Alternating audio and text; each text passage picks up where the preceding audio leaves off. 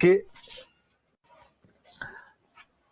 यह जो अचलदास खिंची था ना, इसकी शादी कुंभा की बहन हुआ करते थे लाला मेवाड़ी, उन लाला मेवाड़ी के साथ की थी। लाला मेवाड़ी बड़ी दबंग रानी थी भाई, और जिसका भाई कुंभा हो वो रानी दबंग नहीं हो तो कौन दबंग हो भाई, है? कोई किसी लड़के का भाई इतना पावरफुल हो, वो लड़की जीने दे किसी को, वो अपने पति की नहीं माने, बाद में क्यों माने अगले भाई का डर दिखाए।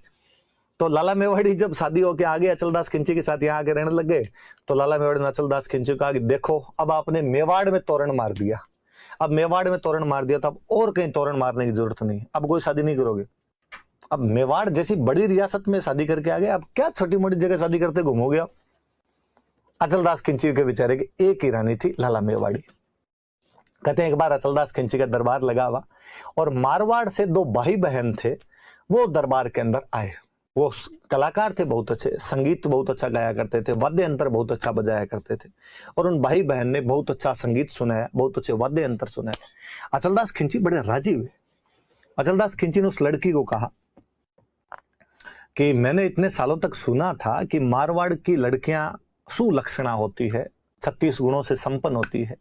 आज पहली बार मैं मेरे सामने साक्षात देख रहा हूं कि आपका कंठ कितना सुरीला है, आप कितना अच्छा वाद्य यंत्र बजाते हैं, बोलना चलना उठना बैठना, वाकई भगवान ने मारवाड़ की महिलाओं को संपूर्ण गुण प्रदान किए। वो लड़की बोलने में भी बड़ी इंटेलिजेंट थी। उसने कहा कि राजन, यदि आपको मारवाड़ की लड़कियां इतनी पसंद है तो क्यों ना आप किसी मारवाड़ की राजकुमारी से शादी कर ले। अचलदास खिंची ने कहा करनी तो है, पर इलाज क्या है, पीछे कुंभा वाली बहन आ रखी है लाला मेवाड़ी, वो करने नहीं दे।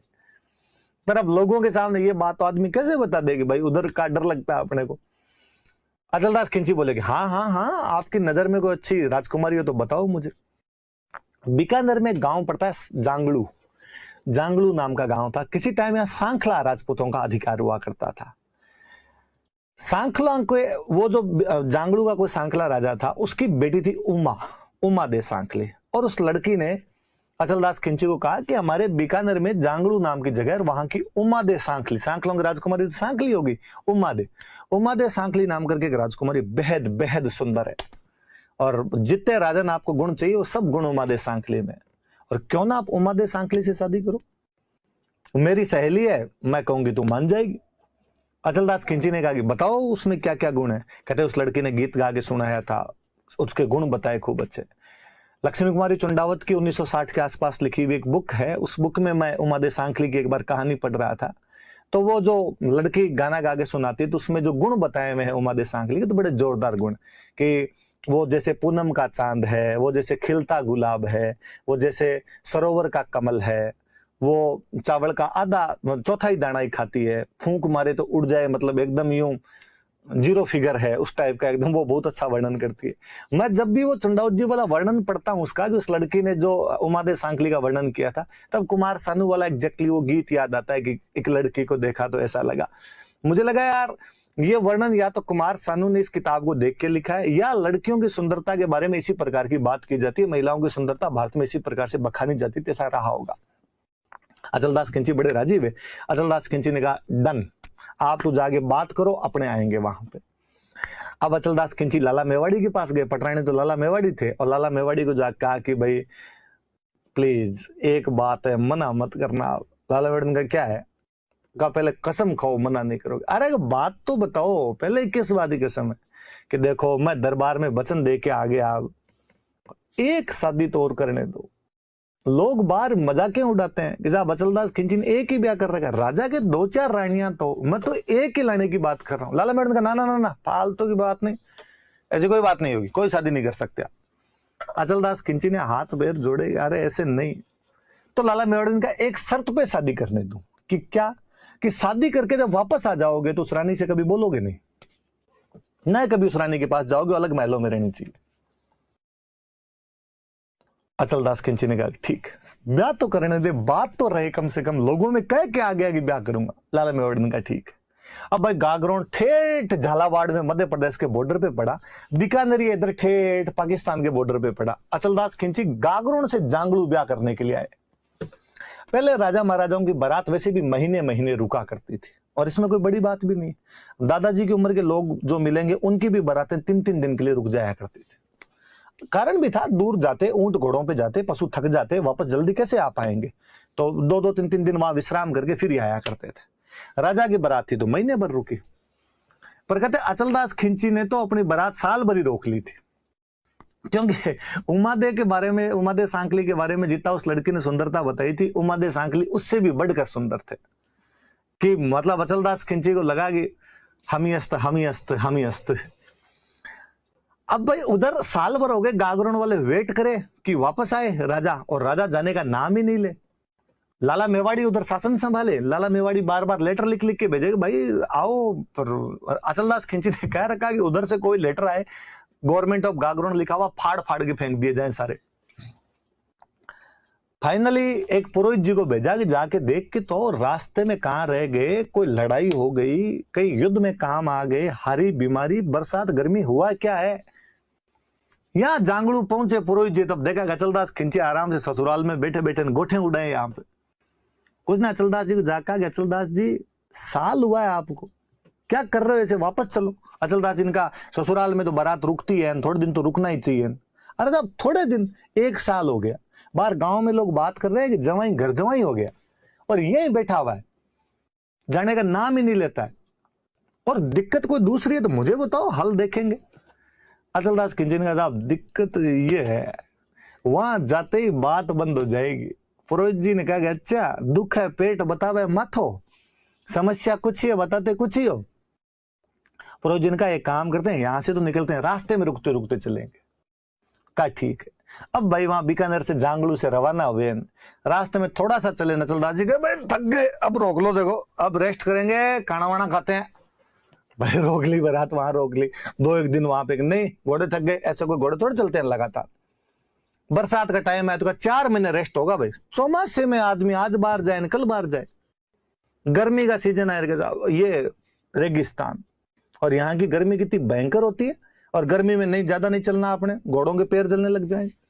सर्दी आए तो रोक ले, धीमे धीमे धीमे धीमे साल एक और लगाया भाई, पर कितना ही टाइम लगाओ, गागरोन तो आगे सरकने से रहा, गागरोन तो वहीं का वहीं। फाइनली गागरोन पहुंचे, अचलदास जी अपने बचनों के पक्के। अचलदास जी ने रानी उमादे सांखली के लिए दूसरे महल बनवाए, उनमें छोड़ दिया। खुद अचलदास जी लाला मेवाड़ी के पास रहते और वहां पे जाते ही नहीं। 7 साल बीत गए, उमादे सांखली ने अचलदास खिंची को देखा ही नहीं। उमादे सांखली वहां अपनी दासियों के साथ महल में अकेली रहे बेचारी। वो लड़की जिसने रिश्ता करवाया था वो 7 साल बाद घूमती घूमती आई, वो उमादे सांखली के पास गई। उमादे को जाकर और बताओ उमादे मजे हैं कि नहीं है, मेरा करवाया हुआ रिश्ता है, ठेठ गागरोन गढ़ में लाके बिठाया देखो तुम्हें। उसने कहा रे किस्मत फोड़ दी तूने, कहां लाके बिठा दिया, इस महल में दासियों के सिवा कोई है ही नहीं, मैं और दासियां हैं। अचलदास जी यहां कभी आए नहीं, क्यों? अरे कि मुझे तो यहां आने के बाद पता चला कि लाला मेवाड़ी के इनके बीच में कोई कॉन्ट्रैक्ट हो रखा था। अचलदास जी का कॉन्ट्रैक्ट ये था कि मेरे यहां आने के बाद बातचीत नहीं की जाएगी। वो लड़की बेहद समझदार थी, उस लड़की ने कहा चलो इसका भी हल निकालते हैं, कोई करेंगे कुछ ना कुछ। और कहते हैं कि उस लड़की ने ऐसी अफवाह फैलाई, ऐसी खबर फैलाई कि उमादे सांखली के पास में जो हार है, नेकलेस जो है उमादे सांखली के पास, ऐसा दुनिया में किसी के पास नहीं है। महिलाओं की ईर्ष्या का सबसे बड़ा कोई कारण हो सकता है ना, तो वो आभूषण है। आभूषणों से ज्यादा महिलाएं और किसी चीज से ईर्ष्या नहीं करे, जल्स नहीं करे।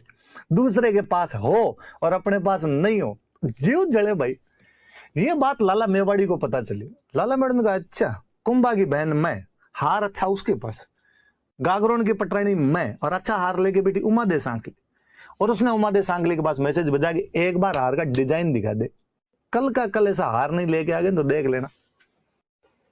वो लड़की बड़ी समझदार थी, उस लड़की ने लाला मेवाड़ी के पास समाचार भिजवाया कि हार दे दिया जाएगा डिजाइन देखने के लिए, 1 दिन के लिए हार देंगे, पर बदले में 1 दिन के लिए अचलदास खिंची हमारे महलों में आने चाहिए। लाला मेवाड़ी का डन, हार आना चाहिए, सब सीधी सी बात। उस दिन जब अचलदास जी आए तो लाला मेवाड़ी ने कहा ये क्या तरीका है, वो भी तो आपकी रानी है, संभाल के तो आना ही चाहिए कभी आपको, आप उधर भी तो जाके उन महलों में भी तो कभी। अचलदास जी ने कहा रे आज सूरज किधर से उगा, तुम्हारे कहने के चक्कर में नहीं जाता, मुझे तो जाना ही है। और कहा नहीं मैं आपको आज के लिए अनुमति प्रदान करती हूँ, आप वहां जाइए। कहते हैं भाई अचलदास जी महलों के अंदर गए।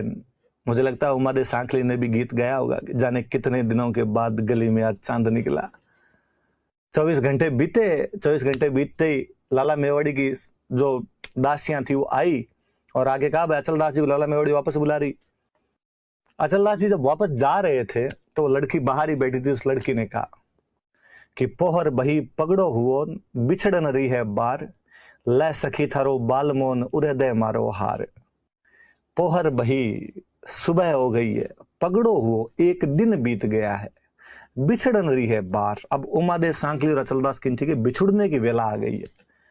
पर लै सखी थारो बालमो, है सखियां तुम्हारे इस बलमे को ले जाओ, पर उड़दे मारो हार, पर वो हार तो ला के दो जो डिजाइन के लिए लेके गई थी।